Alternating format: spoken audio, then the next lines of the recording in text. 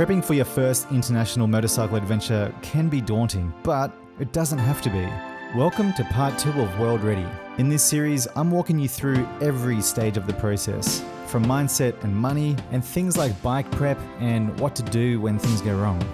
I'm going to share all of my knowledge and experience with you to help you finally take on that motorcycle adventure you've always dreamed of. So it was about 2 weeks since the last time I seen you guys. Now, if you guys started that $5 a day trick, you would already be up to $70 plus roundups, 80 bucks, maybe 90 bucks, 100 bucks. It goes up pretty quick. Start today, and in a year, in 2 years' time, you can have a few grand saved up, and you can go on your mad tour.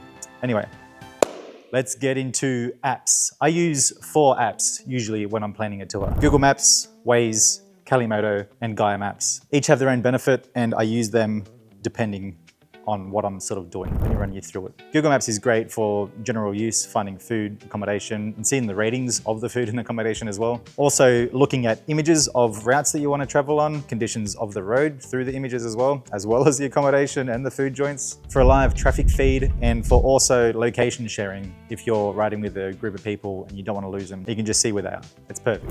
For Waze, I don't usually use Waze for route planning. I usually use it when I'm in a country that's pretty strict on laws. If there's speed cameras, hidden speed checks. Moto, they were the sponsor for the previous episode, but this app is perfect for finding twisty routes. Especially when you go into a different country, you can look at other users' routes that they've put in the app. So if you want to just go out for a day ride, just load that up, chuck it in, have a fantastic day. And the fourth one I use is Gaia Maps. Gaia Maps I use when I'm heading out into the sticks. If someone else has found an awesome trail, you can just import their GPX file and see exactly what they've done and then change it according to how you want it.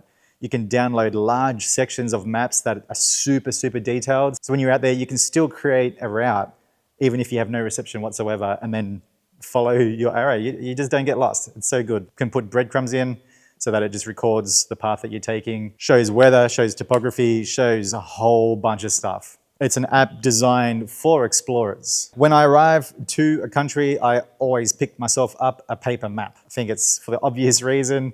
All this digital stuff, phones can die, screens can crack. If you have a paper map, you're not gonna have any of those issues. Pick one up at the airport, pick one up at information kiosks. Paper map, always, always, always. Okay, so we know which apps to use and what they're for. Now it's time to actually start creating the route. Firstly, you don't have to be super precise with everything right from the start. I want you to flag all the POIs, the points of interest that you wanna go and see. This is the reason why you're going to this country. That could be a certain road that you want to visit. You might be creating a little mission for yourself. I want to make it here in 3 days or something like that. And then once you've mapped those out, they can just be scattered everywhere randomly. You can go in even further with Google Maps and whatever other apps and start exploring different little areas that you might not have seen before. You think, oh, that looks cool. Go on Street View, have a little look around. Use the images. Okay, step 2, you need to connect the dots. So you have your starting point, and then you want to just start connecting all the dots. Don't worry so much about the path that Google Maps is taking you. Just go through and just have a real basic outline of what you're sort of kind of looking at. But this is the time for you to explore new roads, dodge the highways, find some dirt trails. This is where you can start using Gaia Maps now and start mapping out a pretty cool route. And now step 3, this is the finalization of it all. You might have a point where it's point A to point B and there could be 6 hours of non-stop riding. Maybe you want to break that up into 2 days. So that's where you start marking all your accommodation spots. And then all of a sudden, your 2-week trip, your 10-day trip, your 5-day trip is starting to really shape up, and it's starting to look kind of either realistic or not so realistic. Now, things to keep in mind once you're at this stage. Be mindful of how much riding and how much sightseeing you set for yourself. If you've been wanting to check out a site, maybe it's like a shrine or a beach resort or something like that, think about how long you'd want to spend at this place. And then how many of those there are that you want to visit in that one day or in the whole trip. Time moves differently, I find, when you're on trips like this. For me, it always moves a lot faster than what I expect. So just visiting one little place and 4 hours of riding, that's pretty much almost a day. By the time you get on the bike and you pack up all your stuff and you're moving from here to there, you've got some lunch breaks, you've got gas, you've got all this sort of stuff. time just fills up the day, man. Try to be as specific as you can when it comes to mapping all this out. When planning, you may think it's just a day of riding. I could do 8 hours of riding, but realistically, it's exhausting. You might have a 100K headwind and you're just holding on for dear life and you're getting super fatigued, and you could be riding like that for 4 to 6 hours one day. And then the next day you might have planned for yourself another 6 hours of riding, and it could be raining that day. Plan a rest day or two. You need time to just chill out. Wash your clothes. Yeah, go get my laundry. Fresh and clean. Thank you. Right. You're amazing. Get your head in the right spot, your body, boost in morale, repack your bike, make adjustments to your bike, do the things that you need to do to keep you going for the next couple of days while you're on the road. In the Around the Backyard tour, there was so many days of about 8 hours, some were 10 hours, some 12-hour days riding in succession. It was hectic. It was so brutal, and I really, really wish that each place that we went to, we took a day off there. We didn't have enough time to sort of just relax and embrace the travels, you know? You wanna sort of just hang out a little bit and don't feel so stressed or anything like that. Take note of sunrise and sunset times. Most weather apps use it. I use a Garmin watch that's just got it on the front screen all the time so I can see it. You mostly want to leave when they're at the crack of dawn so that you get the most out of your day and be at your location 1-2 hours before sunset. Try to get there earlier. The earlier the better. The more time you got to chill out, and it just saves time for if something goes wrong. When I was in Serbia mid last year, I did have bike issues, and that chewed into about 2 hours of our time. And we ended up rocking up to our accommodation quite late. We got there safely and everything, but it is nice to rock up somewhere, take all your gear off and just relax and just take it all in, you know what I mean? I felt like we rocked up and it's all sort of a bit rushed. We ate heaps late, then we had to get up early the next morning, and it's already just sort of, it's exhausting, it gets tiring. Keep an eye on the weather and plan for when it turns bad. I like to use a 3-to-1 strategy. So every 3 days of camping, if I'm going camping, every 3 days, 1 day's accommodation, and then another 3 days camping. That just allows me to charge my gear, again, prep all my stuff, get everything nice and ready for the next 3 days. It's a good little reset. And now, don't rush this. Start just with the basics, and then it slowly starts to mold into and shape into something really cool and unique. That's yours, and that's your route. Make sure you save it and start getting used to it being on your phone or the device that you're using. And now you may be asking, but Rob, how do I look at the map while it's on my bike while I'm riding? Well, I've got the answer just for you. On every international trip, I pack this bad boy with me, and that's it. That's how much space it takes up. It is the Quadlock mount, and they're the sponsors of this episode. So my favorite pairing right here is the handlebar mount, not the metal one. This is just the plastic one because I want to go as lightweight as possible. Vibration dampener. That just saves your phone from all the pesky micro vibrations. It's the very tiny little vibrations that you can't really feel that mess up your phone's image stability. And then of course, the weatherproof wireless charger. So you don't have to think about your phone going flat or anything like that. Just stick your phone onto the Quadlock wireless head charger and it'll start charging up automatically, and then you can load up all your maps and not get lost, not be worried about your phone coming off, and it's nice, tidy and secure and packs down into nothing. It's a must-have when you're traveling international roads. So make sure you use the code in the description below to get yourself 10% off one of these bad boys. Before we look at the Scrambler and the T7 and look at what I've done to my bikes to toughen them up for the road, I'm just going to run you through a few things to look at when you're hiring a motorcycle rather than riding your own.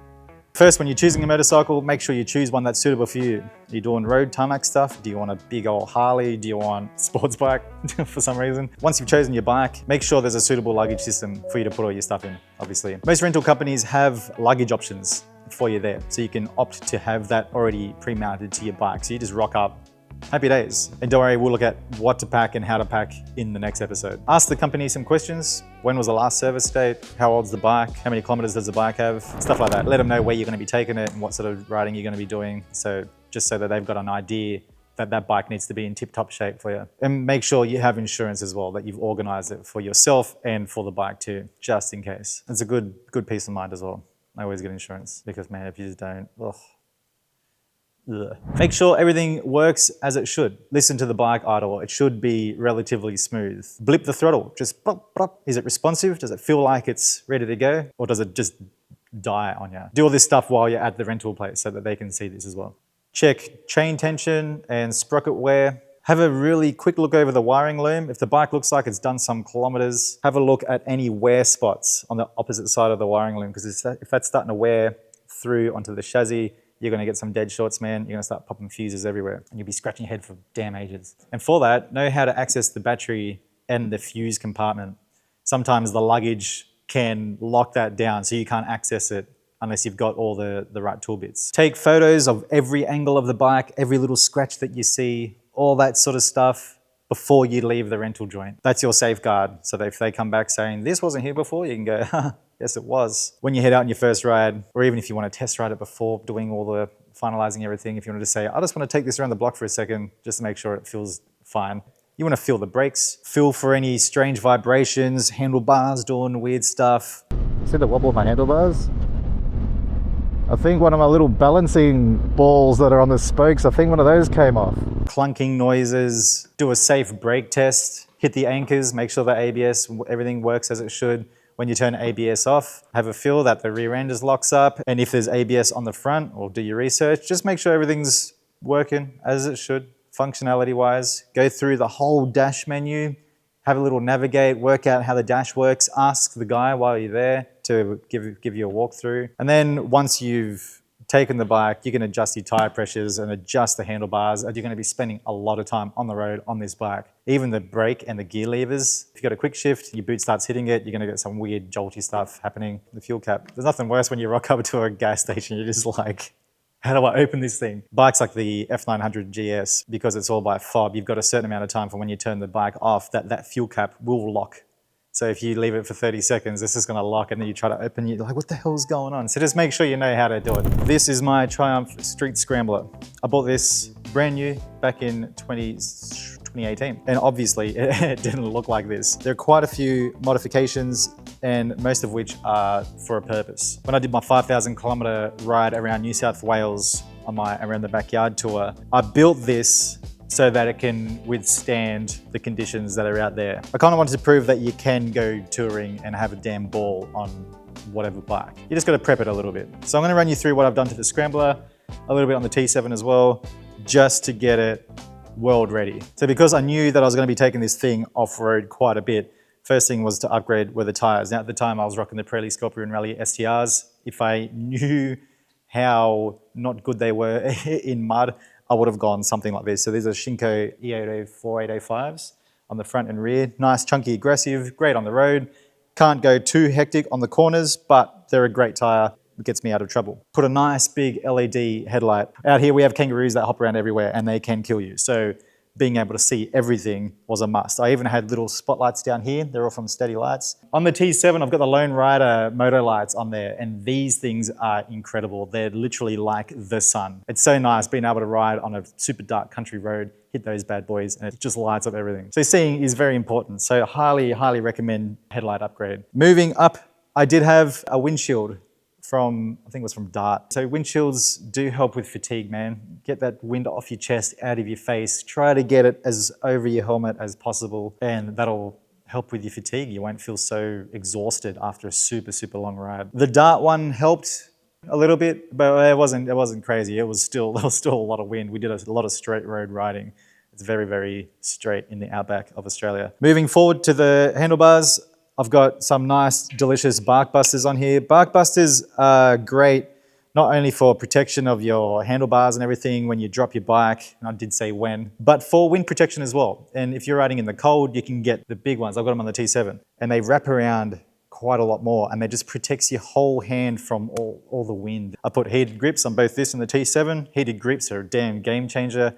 If you're sick of cold hands and you think heated grips might be a bit of a, what's the word, gimmick, I'm here to tell you that they're not. Now, obviously, quad lock is a no-brainer. That's how I mount my phone to all of my bikes wherever I'm touring around the world. Down the bottom here, I put on some engine crash bars, anything to prevent cracking of the engine case, man. Now, just remember that with engine casing and Crash Pro, crash bars, all that sort of stuff, it does add weight. So if you're planning on doing some off-road riding, be mindful of that. Underneath here, I had this custom-made bash plate because the stock one that come with the Street Scrambler were plastic, man, and I cracked that thing as soon as I took it off-road. El Campo. Oh, there's the bash plate. And now you can see underneath there that there are a couple of big hits on there. So it's doing its job. The seat, actually, this looks like a stock seat. Well, I'm here to tell you that it's not. It actually has a comfort gel insert recessed into the foam itself. I had an upholsterer do that because I wasn't gonna do that. But that gel insert is from Moto. Feels fantastic. Every time I sit on this, even after the T7 or any, luxury bike, this feels like I'm sitting into a couch, and it's just so comfortable, man. And it gets rid of all the vibrations that hurt your butt after hours of riding. Assisting with the comfort, I've upgraded to the Fox shocks. I wanted to make sure that I was going to be comfy, that this was going to handle the best it could when I took it off-road. The sprocket and chain, I upgraded the chain to a beefier pitch. That gave me more options for sprocket sizes. Now, I wanted to change the sprocket size on this because I knew I was going to be doing a lot of straight road riding, and on the Scramblers, when you're in 5th gear, you want to go for a 6th gear. That allowed me to get more range out of the gears, which is good for highway riding, not so good for off-road. And then I had a big old luggage rack sticking out the back here. Before you go out on any trip, if you've got a whole brand new luggage system, and I'll cover more of this in the next episode, make sure you just go out for a little shakedown test. So as you can see, my chain and sprocket are quite filthy. If your chain and sprocket looks like this on the bike that you're hiring, it hasn't been serviced properly. And that means that other things probably haven't been looked after properly. Nice fresh oil filter, air filter, give it a good clean out or get a new one. Your brake pad levels, replace them if you need to. If it's an older bike, you might want to check your coolant or just give that a flush completely depending on your service manual. Brake fluid as well, make sure there's no air in your lines. If your brakes feel a bit spongy, I don't know what I'm doing on the left hand, you most likely got a bit of air in there that might need a little bleed. So that's all I did for the Scrambler to get that up and running, but I'll show you what I did with the T7. So you can see a similar thing here with the T7. One of the first things I did was the adjustable windscreen. So these are all aftermarket, so now I can slide that up and it's just pushes that wind over the head. It's so nice, especially when you're on long, boring freeways. These are the Lone Rider Moto lights. I love these things, man. Turn on, look how sexy. Yeah, look at that, it looks so good. And when you turn them off, poof. That's the brightness I'm talking about, man. They're so bright. I've got all the crash bars on, luggage pouches by Lone Rider. I've got my GPS unit. Well, this is actually a CarPlay unit, the Chiggy. And that's nice because that means you don't have to look down or anything. Everything's just right in front of you. But I still have the quad lock here mounted just so it keeps my phone charged all the time. Nice big bash plate from SRC, same as the crash bars. They are quite heavy though, so it does add weight to an already very heavy motorcycle. I've got a whole build series on both of these bikes actually. Go and check them out if you want to see this in more detail. So now you have the plan, you have the tools and the machine to make this trip happen. But how do you fit your life onto it? Next week, we tackle the loadout, gear, cameras, and packing systems. Thank you so much, Quadlock, for sponsoring this episode. Make sure you hit my link in the description below for 10% off everything store-wide. Thank you so much for watching. Hope you're enjoying this little series so far. We still got a little bit more to get into, so make sure you hit subscribe if you don't want to miss out on any of those upcoming episodes. I'm enjoying this. I'm helping you get out there and get exploring. So I'll see you guys in the next one. Peace.